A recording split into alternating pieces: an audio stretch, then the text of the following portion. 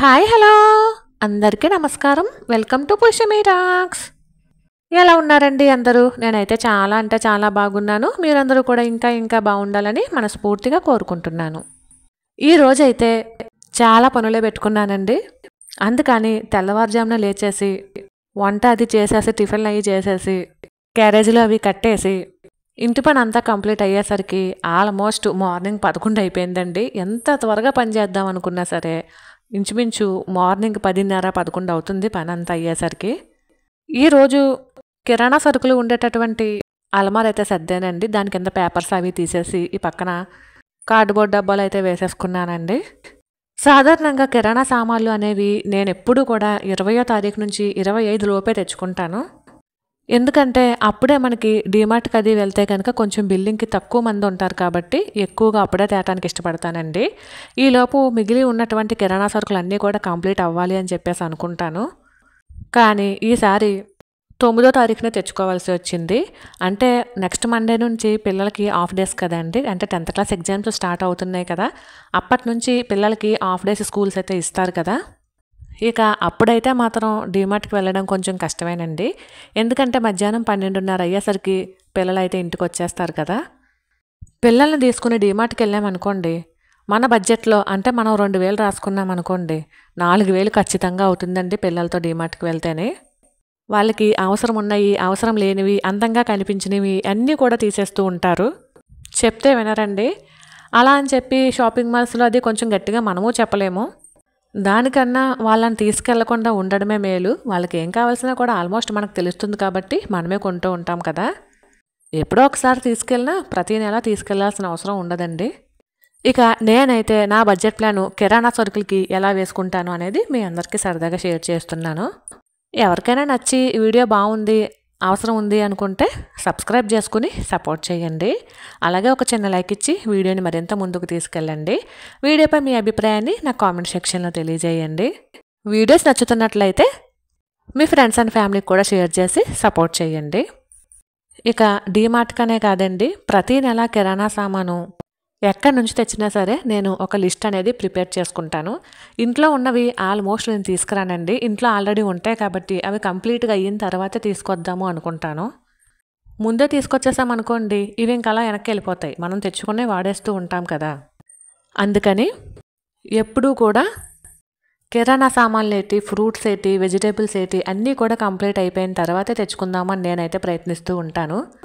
ఎందుకంటే నేను సాధారణంగా ఎప్పుడు చెప్పే డైలాగేనండి, ఆడవాళ్ళకి సంపాదించే అవకాశం అందరికీ ఉండకపోవచ్చు, కానీ పొదుపు చేసే బాధ్యత ప్రతి ఒక్కరికి ఉంటుందండి, ముఖ్యంగా ఇంటి ఇల్లాలకి. సరేనండి, నేనైతే బడ్జెట్ ఎలా వేసుకుంటానంటే ఫస్ట్ ఎప్పుడు పూజ గది, తర్వాత టిఫిన్ సెక్షన్ కింద లంచ్కి అంటే కూరలు అవి వండుతాం కదా వాటికి, అలానే డిన్నర్కి, ఇవి కాక ఎక్స్ట్రా సామాన్లు అంటే బాత్రూమ్ క్లీనర్స్ కానీ, ఫ్లోర్ క్లీనర్స్ కానీ, వాషింగ్ మిషన్లో బట్టలు వేస్తూ ఉంటాం కదా, అలాగే బట్టల సబ్బులు, అలానే లిక్విడ్లు ఇలాంటివన్నీ అనమాట. పైగా నాకు ఈ నెల ఎంతవరకు పడతాయో అంతే తెచ్చుకుంటానండి, అంతకుమించి ఎక్కువ తెచ్చుకోను. నాకు ఒక గోధుమ పిండి ప్యాకెట్ అయితే సరిపోతుంది. అలానే నెల చివర ఇబ్బంది పడకుండా ఉండాలని అటుకులు అలానే ఓట్స్ 2 తెచ్చుకుంటానండి. ఎందుకంటే నెల ఆఖరికి వచ్చేసరికి స్నాక్స్ కోసం తడుముకోవడం కానీ, టిఫిన్ల కోసం తడుముకోవడం కానీ ఇలా అవుతూ ఉంటుంది. నెల శాలరీలు తీసుకునే వాళ్ళకి నెల ఆఖరికి వచ్చేసరికి కొంచెం మనీ పరంగా ఇబ్బంది ఉంటుంది కాబట్టి మనం ముందే ఆలోచించుకుని ఇలాంటి చిన్న చిన్నవి ముందే మనము గ్రోసరీస్ తెచ్చుకున్నప్పుడే తెచ్చుకున్నాం అనుకోండి, నెల చివరిని కూడా ఎటువంటి ఇబ్బంది పడిన అవసరం ఉండదు.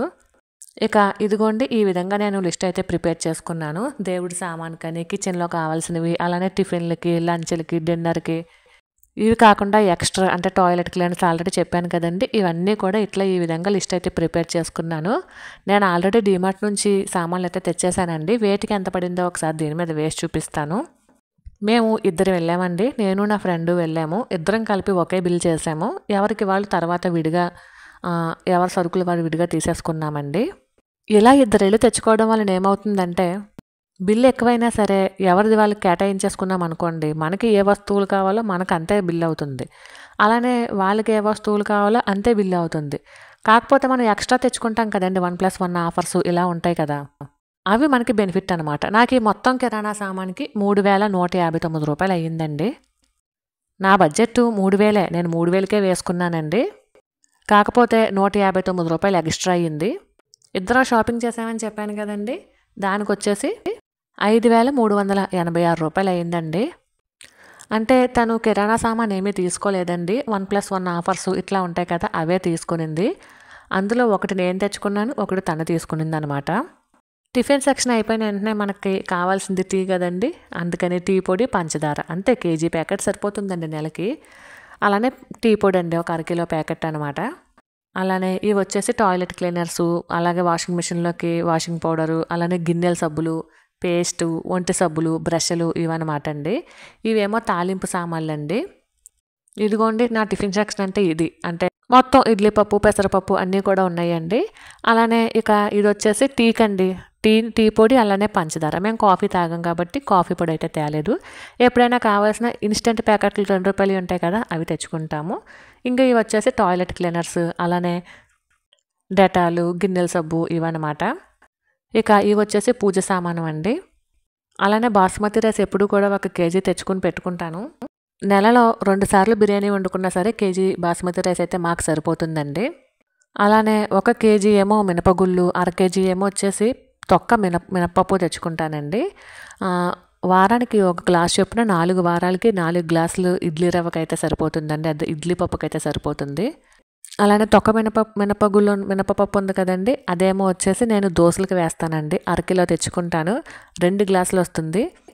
మనము దోసపిండి ఎప్పుడు కూడా 1 కప్పుకి 2 కప్పులు బియ్యం వేసుకుంటాం కాబట్టి నాకు అరకిలో దోసపప్పు అయితే సరిపోతుందండి. అలానే కందిపప్పు అవి ఇవి నేనేం తీసుకురాలేదండి, ఎందుకంటే కందిపప్పు ఇంట్లో ఉంది. నేను మినపప్పు కూడా ఎప్పుడు కొనండి, నేను సంవత్సరానికి ఒకసారే వేయించుకుంటాను సరుకులు అంటే మినపప్పు, కందిపప్పు, పెసరపప్పు ఇలాంటివి అనమాట. చింతపండు ఇవన్నీ సంవత్సరానికి ఒకసారి వేయించుకుంటానండి. ప్రస్తుతానికి మినపప్పు, పెసలు అయిపోయినాయి, అందుకని అవి కేజీ తెచ్చుకున్నాను. వచ్చే నెల అలాగా మనకి వేసవకాలమే కాబట్టి కొత్త పప్పులు వస్తూ ఉంటాయి, అవైతే సంవత్సరానికి సరిపడగా 5 గుంచాలనో 10 గుంచాలనో వేయించుకుంటాం అన్నమాట. వాటిని బాగు చేసుకుని పప్పు అయితే ఆడించుకుంటామండి. దానివలన ఏంటంటే ఇప్పుడు 3,000 అయ్యిందండి బిల్లు. దాలాగా నెల వేయించుకునే పని ఉండదు కాబట్టి ఇంచుమించు ఒక 15,000, 2,000కి నా కిరాణా సామాన్లు అయితే ప్రతి నెల వచ్చేస్తాయి అన్నమాట. కాకపోతే పుచ్చు పురుగు పట్టకుండా చూసుకోవాలి అంతే. డీమార్ట్కి వెళ్ళామండి, డీమార్ట్లో అందరూ ఇంచుమించు క్రెడిట్ కార్డులు స్వైప్ చేస్తూనే ఉన్నారండి కిరాణా సామాన్కి. డీమార్ట్ అనే కాదండి, ఈ రోజుల్లో ప్రతి ఒక్కళ్ళు కూడా క్రెడిట్ కార్డులను ఎక్కువగానే వాడుతూ ఉన్నారు. అవి మంచిగా వాడుకుని చక్కగా కరెక్ట్గా కట్టేస్తే ఏ ప్రాబ్లము ఉండదు, కానీ బై మిస్టేక్ ఎనీ ఛాన్స్ ఒక్కసారి కనుక క్రెడిట్ కార్డులు కట్టడం మిస్ అయ్యిందంటే 1 నెల, వామో వాళ్ళు ఫోన్ చేసి పెట్టే టార్చర్ ఉంటుంది చూడండి, క్రెడిట్ కార్డు కన్నా అప్పే నయం అనిపిస్తుంది అనమాట. అలా ఉంటుంది. మనం ఇంకోసారి ఎప్పుడైనా క్రెడిట్ కార్డ్స్ గురించి మాట్లాడుకుందామండి. ఎందుకంటే క్రెడిట్ కార్డుల వలన ఈ మధ్యకాలం చాలామంది ఒత్తిడికి లోనవుతున్నారు. ఇంకొంతమంది అయితే క్రెడిట్ కార్డు అప్పుల వలన చనిపోయిన వాళ్ళు కూడా చాలామంది ఉన్నారండి. కాబట్టి క్రెడిట్ కార్డు యొక్క లాభ నష్టాలు అనేవి మనం మరొక వీడియోలో చూద్దామండి. ఎందుకంటే ఇప్పటికే ఈ వీడియో 8 నిమిషాల పైనే అవుతుంది, లెంతీ అయిపోతుంది కదా. అలానే వచ్చేటప్పుడు పుచ్చకాయ తీసుకొచ్చానండి. ఫస్ట్ పుచ్చకాయ ఎండాకాలంలో. ఈ కాయ వచ్చేసి 80 రూపాయలండి, అంటే 5 కేజీలు 100 రూపాయలు అన్నాడు. ఇది వచ్చేసి 4 కేజీలు ఉందండి. ఇప్పుడు ప్రతిదీ తూకాల లెక్కనే కదా, మన చిన్నప్పుడైతే కాయల లెక్కన ఇచ్చేవాడు కదండి, కాయ సైజు బట్టి రేటు ఉండేది. ఇప్పుడు పుచ్చకాయలు కూడా కేజీల లెక్కన ఇస్తూ ఉన్నాడు. ఇక పాప స్కూల్ నుంచి వచ్చే టైం అవుతుందండి, ఇంకా స్నాక్స్ కింద రోజు పుచ్చకాయ ఇచ్చేద్దామని చెప్పేసి కట్ చేసి పెడుతున్నాను. పైగా వేసవికాలం కదండి, పుచ్చకాయ ఎంత చలువ చేస్తుంది అనేది నేను ప్రత్యేకించి చెప్పనవసరం లేదు కదా. ఆల్మోస్ట్ 12 అయ్యేసరికి వెళ్ళామండి డీమార్ట్కి. డీమార్ట్ షాపింగ్ కంప్లీట్ చేసి బయటకు వచ్చి మళ్ళా ఇలా ఫ్రూట్స్ తీసుకుని ఇంటికి వచ్చేసరికి 3:30 అయ్యింది. ఇంకా కూరగాయలు తెచ్చుకోవాలండి, రేపు వెళ్తాను కూరగాయల షాప్కి. వచ్చేటప్పుడు తెచ్చేద్దాం అనుకున్నానండి, కానీ 3:30 అయిపోతుంది, మళ్ళీ బస్సు వచ్చేస్తే ఇంటి బయట ఒక్కటే కూర్చొని ఉంటుంది పాప అని చెప్పేసి ఇంకా నేనైతే కంగారుగా వచ్చేసానండి. డీమార్ట్లో ఏంటంటే మనం బయట కొనే వస్తువుల కన్నా కూడా కేజీకి ₹1, ₹2 తక్కువగానే ఉంటుందండి. అవి బ్రాండెడ్ వస్తువులు, అంటే ఆశీర్వాద్ గోధుమ పిండి అయినా సరే, మామూలు లూజ్ గోధుమ పిండి అయినా సరే, ఇంకా ఆశీర్వాదే ఇంకా కొంచెం ఎక్కువ ఉంటుందండి. లూజ్ గోధుమ పిండి కనుక తీసుకుంటే ఇంకా తక్కువే ఉంటుంది.